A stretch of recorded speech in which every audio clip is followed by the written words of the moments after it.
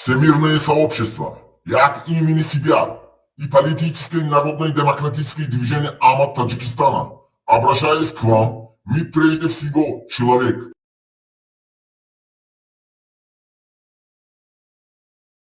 Люди и родились мы свободны от матери, но не ощущали эту свободу в Таджикистане. Эмомали Рахмон и его кланы и преступные группировки объявили себя тенью Аллаха, Господа Всемогущего на нашем земле и сделали мой народ рабами. В Таджикистане нет свободы слов, нет демократии, нет международных законов, нет демократических выборов.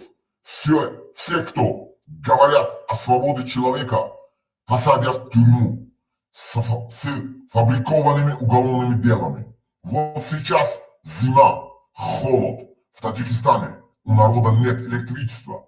Во время независимости, при течение 30 лет, получая международные долги и гранты, в Таджикистане построили 11 гидроэлектрических станций. Но все это принадлежит семье Эмомали Рахмону и его клану. Он продает электричество другим странам, а эти деньги отправляет в офшорах. У простого народа, рабочих и крепостных нет света, а у феодалов и рабовладельцев есть электричество. На дворе 21 век. Эволюция инноваций и технологий. Даже в странах, где идет война, есть электричество, а у нас нет. Моего народа эксплуатируют как дешевую рабочую силу, убивает, угнетает, насилует наших жен и детей.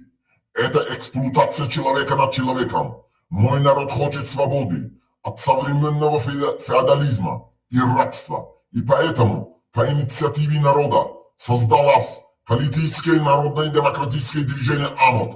Аллах, Господь, всемогущий Творец всех миров, создал нас, людей, свободными. Он любит свободу. Мы прежде всего люди, долой диктатуре и феодальному режиму. Эмомали Рахмон, дай нам свет.